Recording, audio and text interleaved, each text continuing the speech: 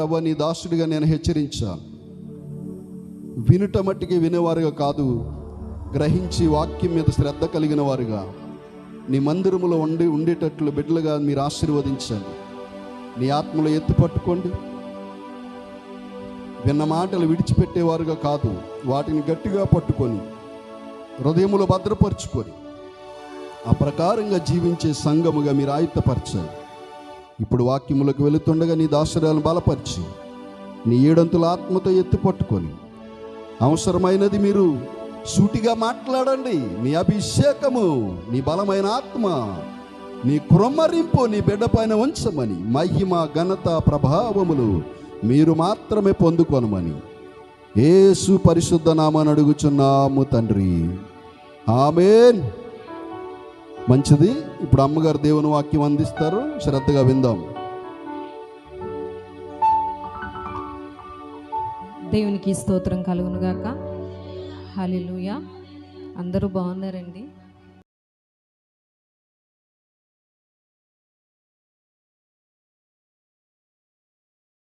ఇంకొక కుటుంబం ఉంది, రమేష్ గారు. ఒకసారి మీ అందరికీ సాక్ష్యం లైవ్లో పంచుకున్నారు. ఇలాగ అనేక కుటుంబాలు ఆ పట్టణంలో మహాభాగ్యనగరంలో ఉన్నాయి. ఎప్పుడు కూడా లైవ్ ద్వారానే వారికి ప్రార్థించాము, లైవ్ ద్వారానే వారిని బలపరిచాము. కానీ ఈనాటికి దేవుడు వారందరినీ కూడా మరి చక్కగా చూడడానికి దేవుడు అవకాశాన్ని ఇచ్చారు. మరి అక్కడ ఆ పరిచర్యలో చక్కగా మీ సేవకుల కుటుంబం వాడబడాలని మా కొరకు మీ అందరూ కూడా ప్రార్థన చేయండి. ఈ చిన్న మాటలు దేవుడు దీవించునుగాక.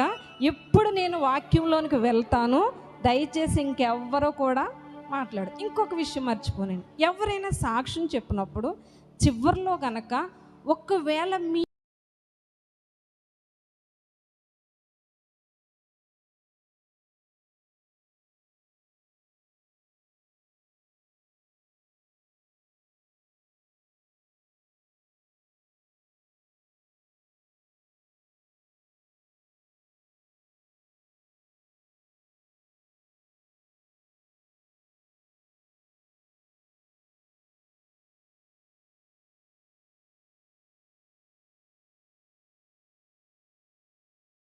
ప్రార్థన చేయబడుతుంది. సేవా భారాన్ని బట్టి ఒక్కొక్కసారి మీ పేర్లు కనుక ఎత్తి ప్రార్థన చేయకపోతే ఎవ్వరూ కోపగించొద్దు. మీకోసం అనుదినము అనునిత్యము మేము ప్రార్థన చేయడానికి సిద్ధముగా ఉన్నాము. దేవునికి స్తోత్రం కలుగునుగా. హల్లెలూయా. మరి వాక్యంలోనికి వెళ్దాము. నేను సమయానికే ముగిస్తాను. అమ్మా చెప్పండి.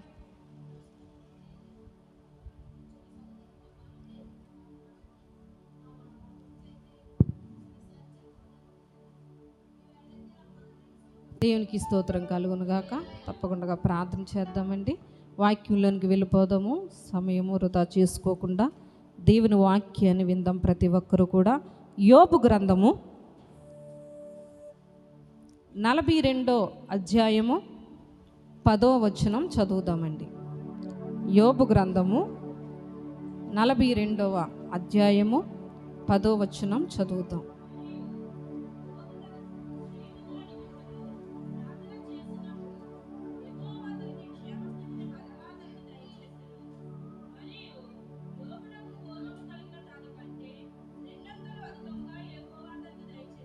పరిశుద్ధాత్మ దేవుడు మనందరితో మాట్లాడునుగాక. ఆమేన్. కోల్పోయినవి తిరిగి పొందాలంటే, కోల్పోయినవి మనం మరలా తిరిగి తెచ్చుకోవాలంటే ఏం చేయాలో దేవుని వాక్యాన్ని మనం నేర్చుకుందాం ప్రియులారా. దేనికోసం మనం నేర్చుకుంటున్నామండి? కోల్పోయినవి తిరిగి పొందాలంటే, పోగొట్టుకునే నష్టపోయినవి మనం మరలా తిరిగి తెచ్చుకోవాలంటే ఏం చేయాలంటే, మొట్టమొదటిగా ప్రార్థన చేయాలండి. ఏం చేయాలండి? ప్రార్థన చేయాలి. ఈ భూమి మీద క్రైస్తవులుగా బ్రతుకుతున్న ప్రతి ఒక్కరూ కూడా చేయవలసింది ఏంటంటే, ప్రతిరోజు చేయవలసింది ఏంటంటే ప్రియులారా, ప్రార్థన. ప్రార్థన ఎలాంటి పరిస్థితులనైనా ఏం చేస్తుందంటే మార్చగలుగుతుంది. కోల్పోయిన ప్రతీది కూడా తిరిగి దేవుడు మనకి ఇస్తారు. కోల్పోయిన ప్రతిదీ మనం తిరిగి తెచ్చుకోవాలంటే మొట్టమొదటిగా మనం ఏం చేయాలంటే ప్రియులారా, ప్రార్థన చేయాలి. ప్రార్థన ఎవ్వరు కూడా మర్చిపోకూడదు. సమయం లేదండి, నా ఉద్యోగం అలాంటిదండి, నా వ్యాపారం అలాంటిదండి, కుటుంబ భారం అండి, నాకు ఈ భారం ఉందండి, నాకు ఈ లోకంలో చాలా భారం ఉందండి అని ఈ రోజుల్లో చాలామంది ఏం చేస్తున్నారంటే ప్రార్థననే ఏం చేస్తున్నారండి, మర్చిపోయేవారుగా ఉంటున్నారు. ప్రియులరా, ప్రార్థన మర్చిపోకూడదండి. పెద్దలు అంటారు, ప్రార్థన క్రైస్తవునికి జీవనాడి వంటిది. ఈ జీవనాడి కొట్టుకుంటే మనిషి బ్రతుకుతారు. అలాగే ప్రార్థన చేస్తేనే క్రైస్తవ భక్తులు ఏం చేస్తారంటే దేవునిలో బ్రతుకుతారు. దేవునికి స్తోత్రం కలుగును గాక. నీవు ప్రార్థన చేయకపోతే నువ్వు ఏ ఆశీర్వాదం కూడా పొందుకోలేవు. నువ్వు ప్రార్థన చేస్తేనే ప్రతి ఆశీర్వాదం దేవుడు నీకు ఇవ్వగలుగుతారు. ఇక్కడ యోబు గ్రంథంలో రాయించిన మంచి విలువైన మాటలు, చక్కటి మాటలు ఏమనంటే, యోబు ప్రార్థన చేయగా అతని క్షేమ స్థితి మరలా తిరిగి వచ్చింది. ఏంటి ప్రియులారా, యోబు ప్రార్థన చేయగా అతని క్షేమ స్థితి మరలా తిరిగి వచ్చింది. అంటే పూర్వము ఆయన క్షేమస్థితి ఏమైందండి, కోల్పోయింది. క్షేమం ఆయనకి లేదు. మరలా అనే మాట అక్కడ ఉందంటే ముందు ఆయనకి ఏదో జరిగింది. ఆయన జీవితంలో ముందు ఏదో జరిగింది, ఆయన గతంలో ఏదో జరిగింది. దాని గురించి మనం ఆలోచించాలి. అంటే మరలా ఆయనకి ఏమొచ్చిందంటే క్షేమస్థితి వచ్చింది. మరలా క్షేమస్థితి వచ్చిందంటే ముందు ఏదో యోబు గారు ఏం చేస్తారంటే కోల్పోయారు. ఏమైందండి యోబు గారి జీవితంలో ముందు ఏదో కోల్పోయారు. ఏం కోల్పోయారంటే క్షేమాన్ని కోల్పోయారు. ప్రియులారా, క్షేమము లేదు యోబు జీవితంలో, యోబు కుటుంబంలో. యోబుకి క్షేమం అనేది లేదు. యోబు ప్రార్థన చేయగా మరలా అతని క్షేమస్థితి ఏమొచ్చిందంటే తిరిగి వచ్చిందంట. దేవునికి స్తోత్రం కలుగును గాక. ఎలా వచ్చిందనుకున్నారు? ఒక వంతు రాలేదండి, 2 అంతుల క్షేమస్థితి అతనికి మరలా తిరిగి వచ్చిందండి. దేవుడు నీకు ఒక్కదానితో ఒక్క స్టెప్లో ఒక్క స్థాయిలోనే వదిలేసే దేవుడు నీ దేవుడు కాదు. ప్రియులారా, నిన్ను అంచెలంచెలుగా నిన్ను అభివృద్ధి చేస్తూనే ఉంటారు. దేవునికి స్తోత్రం కలుగునుగా. నువ్వు కోల్పోయినది తిరిగి పొందాలంటే నువ్వేం చేయాలంటే మొట్టమొదటిగా ప్రార్థన చేయాలి. నువ్వు ప్రార్థన చేస్తేనే నువ్వు కోల్పోయింది మరలా తిరిగి పొందుకుంటావు. యోబు పొందుకున్నాడు. మనకి ఏదైనా కష్టం వచ్చినప్పుడు, శ్రమ వచ్చినప్పుడు ప్రతిరోజు యోబు జీవితాన్ని తలుచుకోకుండా కానీ, యోబు చరిత్రను చదవకుండా కానీ, ధ్యానించకుండా కానీ మనం ఉండం. యోబు చరిత్రను ధ్యానించినప్పుడు, తలుచుకున్నప్పుడు, చదివినప్పుడు మనం ఎంతో విశ్వాసంలో ఏం చేస్తామంటే బలము తెచ్చుకుంటాం. అలాంటి శ్రమ యోబుకి వచ్చింది. ఈ జీవన మనుగడలో, ఈ జీవన యాత్రలో ఎన్నో కష్టాలు, శ్రమలు ఈ భూమి మీద మనం అనుభవించక తప్పదు. ఈ కష్టాల వలయములో మనం కొట్టుకొని పోకుండా క్షేమముగా ఉండాలంటే మనం చేయాల్సింది ఒకే ఒకటి, అది ప్రార్థన. ప్రతి ఒక్కరు గుర్తుపెట్టుకోండి, కష్టము కలిగినప్పుడు నిన్న కష్టము నుంచి విడిపించే ఒకే ఒక్క ఆయుధము, అది ప్రార్థన వలనే పయనము, ప్రార్థనే ప్రాకారము, ప్రార్థన లేనిదే పరాజయం, ప్రార్థన వలనే పయనం. ప్రతి ఒక్కరం పాడదాం. ప్రార్థనే ప్రాధాన్యము, ప్రార్థన లేనిదే పరాజయం. ప్రభువా ప్రార్థన నేర్పయ్యా, ప్రార్థించకుండా నేనుండలేనయా. ప్రభువా ప్రార్థన నేర్పయ్యా, ప్రార్థించకుండా నేనుండలేనయా. నీ పాదాలు తడపకుండా నా పయనం సాగనయా, నీ పాదాలు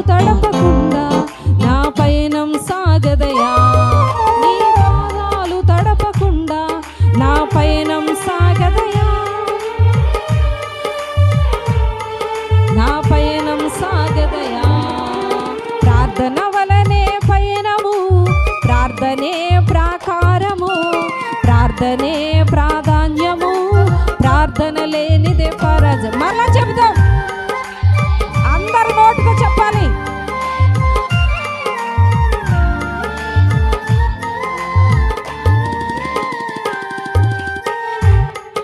హల్లెలూయా. ప్రార్థనతోనే మనం ప్రతిరోజు ఏం చేయాలంటే ప్రయాణం చేయాలి. ఏం చేయాలండి? ఉదయం లేచినది మొదలు సాయంకాలం వరకు, రాత్రి నిద్రపోయే వరకు మనము దేనితో ప్రయాణం చేయాలంటే ప్రియులారా, ప్రార్థనతోనే మనం ఏం చేయాలంటే ప్రయాణం చేయాలి. నీ ప్రయాణము ఎవరితో ఉండాలంటే ప్రియులారా, మన ఇంట్లో ఉన్న మన వస్తువులతో కాదు. మన ఇంట్లో ఉన్న కొన్ని ఉంటే మన ఇంట్లో విలువైనవి, అవి మీకు అందరికీ తెలుసు. మన జీవిత ప్రయాణము ఆ వెండితోనూ బంగారముతోనూ ధనముతోనూ వాటితోనూ మనము ఏం చేయకూడదంటే ప్రయాణం చేయకూడదు. ప్రార్థనతోనే నువ్వేం చేయాలంటే ప్రయాణము చేయాలి. ఆ ప్రార్థనే నీకు ప్రాకారముగా ఉంటుంది. యెరూషలేము చుట్టూ పర్వతములు ఉన్నట్టు, ప్రాకారములు ఉన్నట్టు, ఇది మొదలుకొని నిరంతరము నేను నీతో ఉన్నానంటున్నాడు దేవుడు. దేవునికి స్తోత్రం కలుగును గాక. హల్లెలూయా. ఆయన నీతో ఉండాలంటే నీకు ఒక ప్రాకారం కావాలి. ఆ ప్రాకారమే ప్రార్థన. ప్రార్థన లేకపోతే ప్రాకారము లేదు, ప్రాకారము లేకపోతే కాపుదల లేదండి. చూడండి, మనం ప్రతి ఇంటికి ఒక ప్రహరీ కట్టుకుంటూ ఉంటాం, ఒక ప్రాకారాన్ని మనం ఏం చేస్తామంటే నిర్మించుకుంటూ ఉంటాం. ఎందుకని? ఆ ఇంటికి ఆ ప్రహరీ ప్రొడక్షన్ని ఇస్తుంది, కాపుదలని ఇస్తుంది. ఒక్కవేళ కనుక ప్రహరీ లేకపోతే ఆ ఇంట్లోనికి ఏమొస్తాయండి? గత దినాలలో ఒక పెద్ద పులి ఏం చేసిందంటే సంచారం చేస్తుందని న్యూస్ చాలా వైరల్ అయ్యింది. అర్ధరాత్రి తలుపులు కొడుతుందని అక్కడ మేము దాన్ని ముద్రలో కాలు ముద్రలు చూసామని చాలా న్యూస్లు మనం ఏం చేసామంటే విన్నాం. మన ఆత్మీయ బిడ్డ ఉంటుంది శృతి, వాళ్ళ ఇంటికి వెళ్తే చెప్తుంది, అమ్మగారు మా ఆయన గారు ఇక్కడ పక్కనే ఫ్రూట్స్ తోటలో పనిచేస్తూ ఉంటారు, అక్కడికి వచ్చేసిందంట అమ్మగారు పులి. సిరిపురం అండి, శ్రీరాంపురం అనుకుంటా, అక్కడికి వచ్చేసిందంట, పక్క నుంచే వెళ్ళిపోయిందండి. అయ్యో బాబో, చాలా గడగడ భయపడిపోయామని చెప్తుంది ఆ అమ్మాయి. ఒక్కవేళ మన ఇంటికి గనక ప్రాకారం గనక లేకపోతే అలాంటివి ఏం చేస్తాయంటే మన ఇంట్లోనికి వచ్చేసే అవకాశాలు ఉంటాయి. కనుక అవేమి దరికి రాకుండానే మన ఇంటి చుట్టూ మనం ఏం చేస్తామంటే ప్రాకారం కట్టుకుంటాం. అలాగే అలాంటి భయంకరమైనవి మన మీదకి దాడి చేయకుండా, మనల్ని శోధించకుండా, మనల్ని ఇబ్బందుల పాలు చేయకుండా ఉండాలంటే మనం ఒక ప్రాకారాన్ని నిర్మించుకోవాలి. ఆ ప్రాకారమే ప్రార్థన. దేవునికి స్తోత్రం కలుగునుగా. ప్రార్థనే మూడవది ఏంటండి? ప్రాధాన్యము. ఏంటి ప్రియులారా? నీ ప్రాధాన్యత, నీ ప్రాముఖ్యత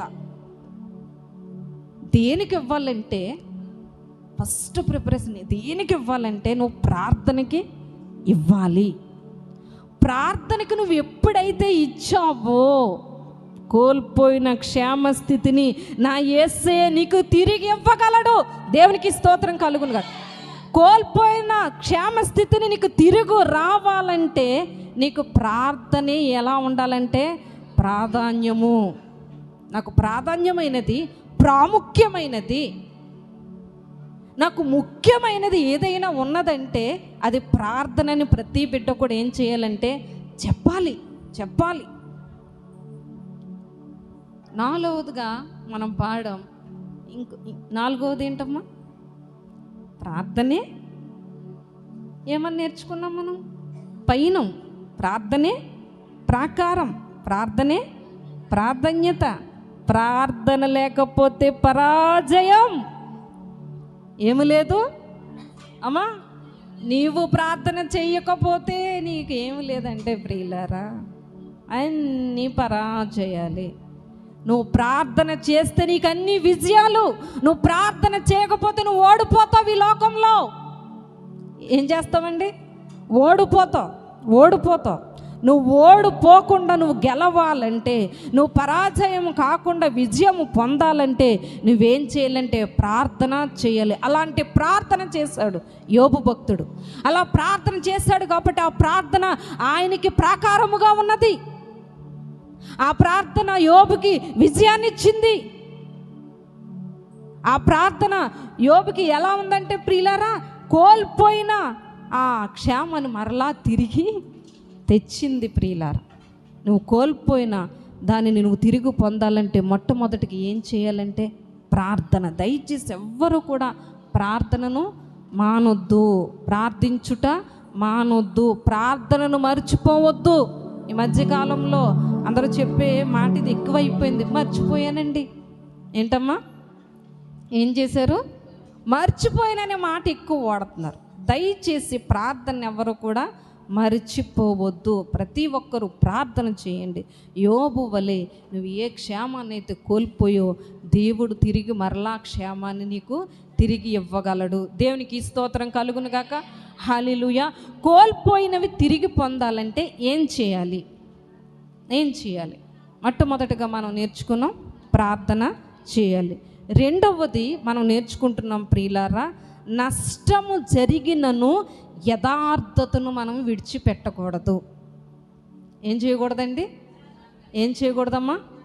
నష్టము జరిగినను క్రైస్తవుడు ఏం చేయకూడదంటే యథార్థతను మాత్రము విడిచిపెట్టకూడదు. నువ్వు యథార్థతను కోల్పోకూడదు. యథార్థతను ఏం చేయకూడదంటే వదలకూడదు. నువ్వు యథార్థత కలిగే ఉండాలి. ఏం కలిగినను నష్టమే కలిగినను. ఏం కలిగినమ్మా? నీకు నష్టము కలిగిన ఏది ఏమైనా కానీ నువ్వేం చేయకూడదంటే ప్రియులారా, యథార్థతను మాత్రం విడిచిపెట్టకూడదు. ప్రార్థన మానకూడదు.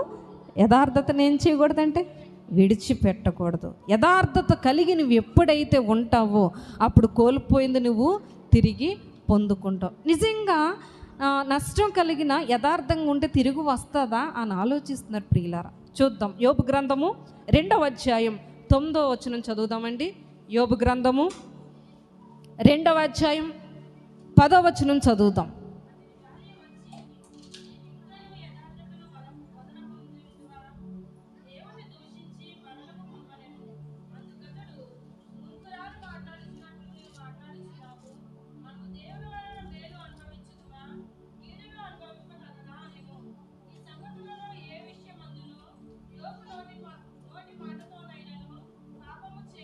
దేవునికి స్తోత్రం కలుగును గాక. హల్లెలూయా. ఏం చేయలేదండి యోబు? నష్టము జరిగినను కూడా యథార్థతను విడిచిపెట్టలేదంట. యోబు భార్య వచ్చి అంటుంది, నువ్వు ఇంకా యథార్థతతోనే ఉంటావా? ఏమంటున్నారండి? యథార్థతతోనే ఉంటావా అని అన్నప్పుడు యోబు అంటున్నాడు, మేలు వచ్చినప్పుడు సంతోషిస్తున్నాము, అనుభవిస్తున్నాము. అందరూ వినాలి. మేలు వచ్చినప్పుడు ఏం చేస్తున్నాం? మనం చాలా సంతోషిస్తున్నాం. ఆ మేలును మనం అనుభవిస్తున్నాం. ఏం చేస్తున్నామండి? మేలుని అనుభవిస్తున్నాం. కీడు వస్తే మనము అనుభవింప తగమా? కీడుకు మనం అర్హులము కాదా? కీడును మనం అనుభవించకూడదా? అమ్మా, క్రైస్తవులు కీడులు రావచ్చా రాకూడదా? అమ్మా, కష్టాలు రావచ్చా రాకూడదా?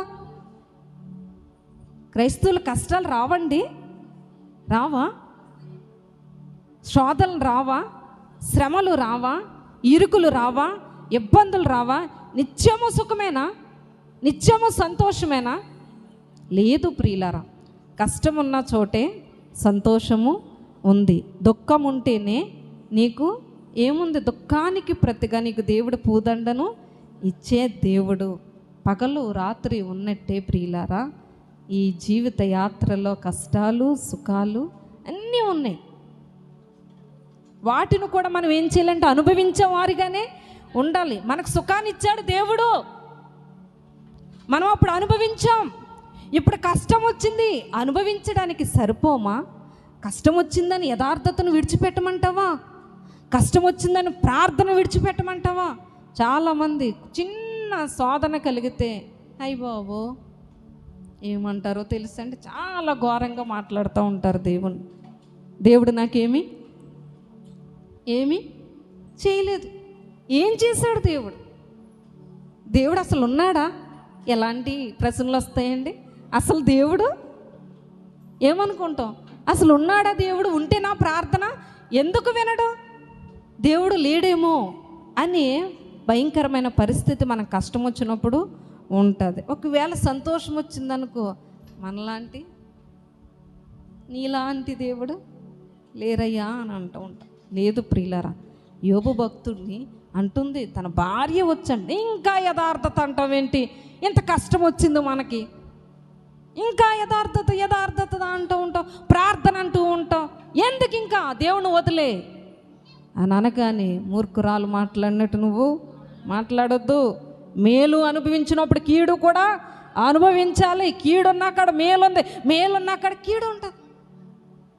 ఒకవేళ ఇప్పుడు కీడు ఉంది కానీ కీడును మేలుగా నా యేసయ్య ఏం చేయగలడు?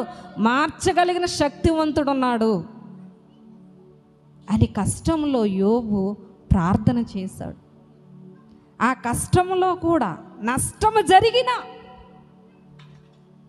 యోబు ఏం చేయలేదంటే యథార్థతను, ఇది గుర్తుపెట్టుకోవాలి ప్రతి ఒక్కరు, నష్టము కలిగిన యథార్థతను నువ్వు విడిచిపెట్టకుండా ఉంటే నువ్వు కోల్పోయినది దేవుడు తిరిగి రెండంతలుగా నీకు ఇస్తాడు. దేవునికి స్తోత్రం కలుగునగా. మీ ముందు ఒక సాక్ష్యం చెప్పాలని ఆశపడుతున్నాను. మరి మన మధ్యలో ఒక సహోదరు ఉండేవారు, సైని గారు. ఆవిడ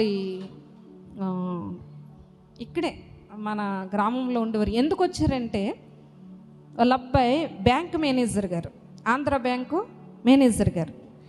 వాళ్ళ అబ్బాయి ఉద్యోగరీత్యా ట్రాన్స్ఫర్లు ఉంటే ఎక్కడికి వెళితే అక్కడికి ఆ కుటుంబం తల్లిదండ్రులు కూడా వెళ్ళిపోవలసి వచ్చేది. మన గ్రామం కూడా అలాగే వచ్చారు వాళ్ళు. అలా వచ్చినప్పుడు మన మందిరానికి వచ్చేవారు, ప్రతి ప్రార్థనకి అటెండ్ అయ్యేవారు సహోదరి. ఒకరోజు సహోదరు మమ్మల్ని ప్రార్థన చేయమని మా గృహంలో చిన్న గృహం కూడుకు పెట్టాలని అయ్యగారు నన్ను పిలిచారు. ఏలేశ్వరం దగ్గరికి వెళ్ళాము. అప్పుడు ఏలేశ్వరంలో ట్రాన్స్ఫర్ అయ్యారు. అప్పుడు ఆ ఏలేశ్వరం మమ్మలను పిలిచారు, మా ఇంట్లో చిన్న ప్రార్థన పెట్టాలి అయ్యగారు అని చెప్పారు. అలా చెప్పినప్పుడు సరే అమ్మ తప్పకుండా ప్రార్థన పెడతామని ప్రార్థన పెట్టాము. ఆ ప్రార్థనలో తల్లిగారు లేచి సాక్ష్యం చెప్తున్నారు. ఆ సాక్ష్యము మన మందిరంలో ఆవిడ ఉన్నప్పుడు ఎప్పుడు కూడా నేను వినలేదు. అక్కడికి వెళ్ళిన తర్వాత ఆ ప్రార్థనలో చెప్తున్నారు ఆ సాక్ష్యం. ఏమనంటే ప్రియులారా, ఆ తల్లిగారికి 2 కుమారులు ఉన్నారు. పెద్ద కుమారుడు పిఠాపురంలోనే ఒక హిందీ పండిట్గా, హిందీ మాస్టర్గా పనిచేసేవారు. రెండో కుమారుడేమో బ్యాంక్ మేనేజర్ గారు. ఆ పెద్ద కుమారుడికి ఒకరోజు ఏమైందంటే భయంకరమైన జ్వరము వచ్చింది. టైఫాయిడ్, మలేరియా, ఇంకా రకరకాల ఇన్ఫెక్షన్స్ అన్నీ వచ్చి మరణ పంచులోనికి ఏమైందంటే ప్రియులారా ఆయన వెళ్ళిపోయారు. అప్పుడు మరణాంచుల్లో నుంచి ఆయన అంటున్నారంట వాళ్ళ అమ్మగారిని పిలిచి, అమ్మ నేను గనక చనిపోతే, అమ్మందరూ వినాలి, చనిపోతే నీవు దేవుడు నాకు మేలు చేయలేదు అని అనొద్దు. మొట్టమొదటిది ఏమనొద్దు అన్నాడండి? నేను చనిపోతే మేలు చేయలేదని నువ్వు దేవుణ్ణి అనొద్దు, దేవుని విడిచిపెట్టొద్దు. దేవుని ఎప్పుడూ కూడా, ఇప్పుడు ఎలాగా నేను జ్వరముతో ఉన్నప్పుడు ఎక్కువగా అధికంగా ప్రార్థన చేసి దేవుని ప్రేమిస్తున్నావో, ఒక్కవేళ ఈ జ్వరం తగ్గకపోయి నేను చనిపోయినా కూడా నువ్వు దేవుని అదే విధముగా నువ్వేం చేయాలంటే ప్రేమించాలి అని చెప్పారు. ఇటీవల కాలంలోనే ఒక సేవకులు నిద్రించారు, హ్యారీ గోమ్స్ అయ్యగారు అని. ఆ హ్యారీ గోమ్స్ అయ్యగారు కూడా ఆ సహోదరు దగ్గరికి వెళ్ళి ప్రార్థన చేయడము జరిగింది. ఆ ఆ తల్లిగారు చెప్పారు సాక్ష్యం చెప్తూ, ఇటీవల కాలంలో ఆ సేవకులు నిద్రించారు ఈ వారంలోనే. అలాంటి సేవకులతో కూడా నేను ప్రార్థించడం జరిగింది అని చెప్పారు.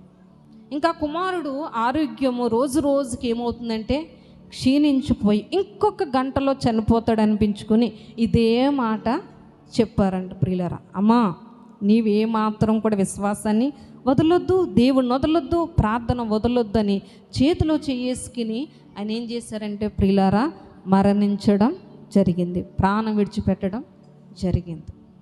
ఇలా జరిగిందమ్మా అని ఆవిడ సాక్ష్యం చెప్పినప్పుడు నాకు చాలా బాధ కలిగింది. నేను ఎప్పుడు కూడా ఒక్కడే గోలు కొడుకు అనుకున్నాను, కానీ ఇద్దరు కొడుకులని నాకు అప్పటి వరకు తెలీదు. అలా చెప్తూ అన్నది అమ్మగారు, మా కోడలికి గర్భఫలం వచ్చింది. ఆ గర్భఫలంలో మొదటగా కుమారుడు పుట్టాడు. ఆ కుమారుడిని ఇక్కడే మన సన్నిధిలోనే పేరు పెట్టడం, ఆ బిడ్డకి అన్నప్రసరణ, ఇంకా చాలా కార్యక్రమాలు ఆ కుమారుడికి ఇక్కడే చేశారు ఆ కుటుంబం అంతా. అలా జరిగింది. రెండోసారి కూడా ఏమైందంటే గర్భఫలము మా కోళ్ళకి వచ్చింది. ఆ అమ్మాయి ఏమో నాకు ఇంకా వద్దు అలా ఇలా అంటుంది, కొంచెం శోధనగా ఉంది, ప్రార్థన చెయ్యండి అని చెప్పింది. అప్పుడు ప్రార్థించాం ప్రియులారా. ప్రార్థన చేస్తున్నప్పుడు దేవుడు చక్కగా ఆమె గర్భాన్ని తెరిచారు, నెలలో నిండుతూ ఉన్నాయి. ఇక్కడే రాజమండ్రిలోనే అమ్మాయిది, వారి కోడలది, రాజమండ్రి హాస్పిటల్లో అమ్మాయి డెలివరీ అయ్యింది. డెలివరీ అవ్వగానే ఫోన్ చేసింది ప్రియులారా. ఫోన్ చేసి ఏమంటుందో తెలుసా, నాకు చాలా సంతోషంగా ఉంది అమ్మగారు అంటుంది.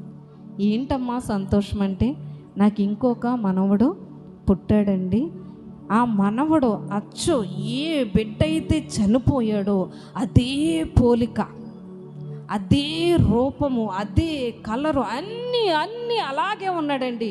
కోల్పోయిన నా బిడ్డను మరలా దేవుడు నాకు తిరిగి ఇచ్చాడండి అన్నది. దేవునికి స్తోత్రం కలుగును గాక. గట్టిగా చప్పట్లు కొడుతూ స్తుతులు చెల్లిద్దామా. కోల్పోయినవన్నీ నాకు ఇచ్చుటకును, బాధల నుండి బ్రతికించుటకును. పాడదాం.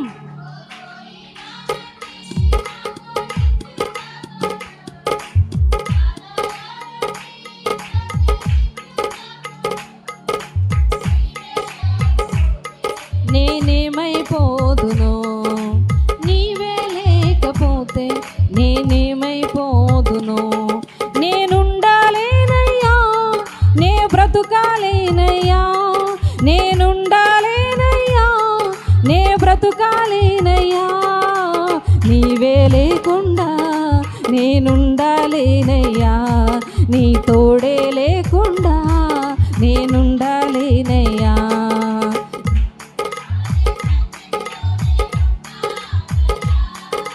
మనసారా ఆరాధిస్తూ బ్రతికేస్తానయ్యా, రాజాని సన్నిధిలో నేనుంటానయ్యా, మనసారా ఆరాధిస్తూ బ్రతికేస్తానయ్యా.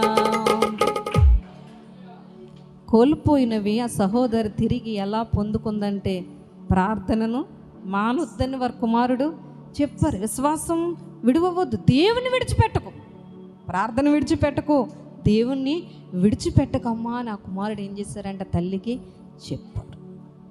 మనము కూడా ప్రార్థనను విడిచిపెట్టకుండా, దేవుని విడిచిపెట్టకుండా ఉంటే నువ్వు కోల్పోయినది మరలా తిరిగి పొందుకుంటూ నీకు ఇస్తాడు దేవుడు. నష్టము కలిగినా నువ్వేం చేయకూడదంటే నీ యథార్థతను విడిచిపెట్టకూడదు. యథార్థంగా ఉండు. నీకు నష్టము జరుగుతుందా, నష్టములో ఉన్నావా, నువ్వు యథార్థతను విడిచిపెట్టకు.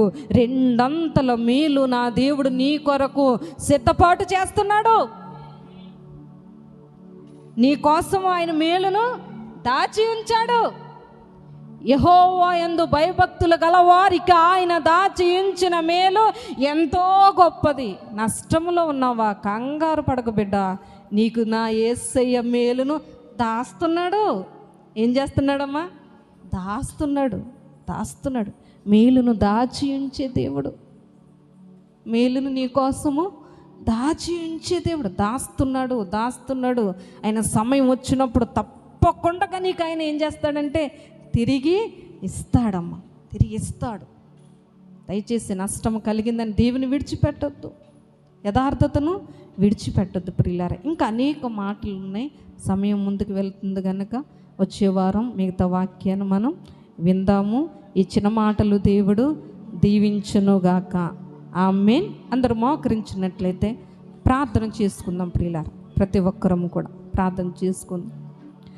కష్టకాలమందు గుండె జారిపోయిన నష్టమే మిగలకుండినా, కష్టకాలమందు గుండె జారిపోయిన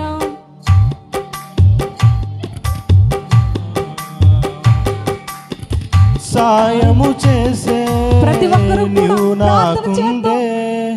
సాయము ఏ చేసే పరిస్థితిలో ఏ నష్టంలో ఉన్నావో నా దేవుడు నీకు సాయం చేయడానికి సిద్ధంగా ఉన్నాడు.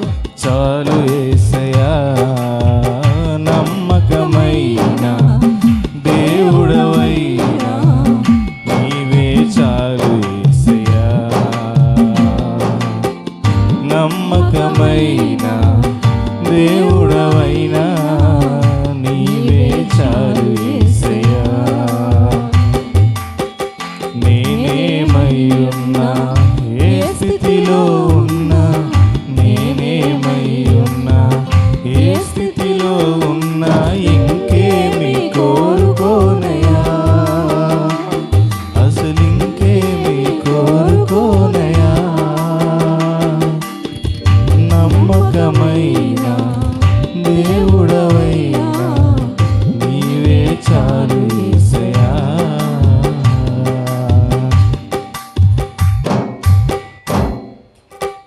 అవును ప్రియులారా, నీకు నష్టమే జరిగినా, నీకు కష్టమే వచ్చినా నా యేసయ్య ఉంటున్నాడు. నీకు మేలు దాచానమ్మా, నీకు సాయం చేసే దేవుడను, నువ్వు కోల్పోయినవన్నీ కూడా నీకు తిరిగి ఇచ్చే దేవుడను. ప్రార్థించటం మానొద్దు, యథార్థతను విడిచిపెట్టుకో.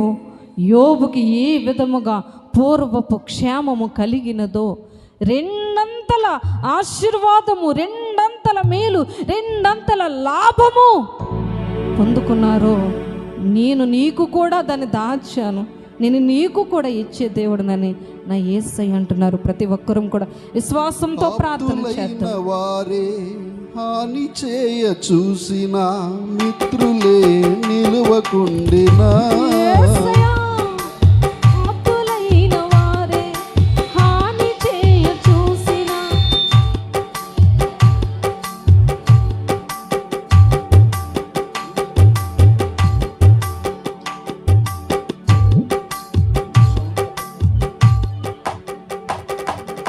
ఆప్తులైన వారే హాని చేయ చూసిన మిత్రులే నిలువకుండినా,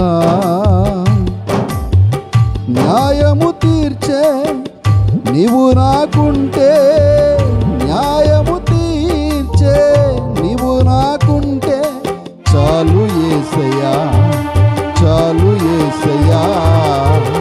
నమ్మకమైన దేవుడవైనా నీవే చాలు యేసయ్యా, నమ్మకమైన దేవుడవైనా నీవే చాలు యేసయ్యా. నేనేమై ఉన్నా, ఏ స్థితిలో ఉన్నా, నేనేమై ఉన్నా, ఏ స్థితిలో ఉన్నా, ఇంకేమీ కోరుకోనయ్యా, అసలు ఇంకేమీ కోరుకోనయ్యా. నమ్మకమైన దేవుడవైనా నీవే చాలు యేసయ్యా.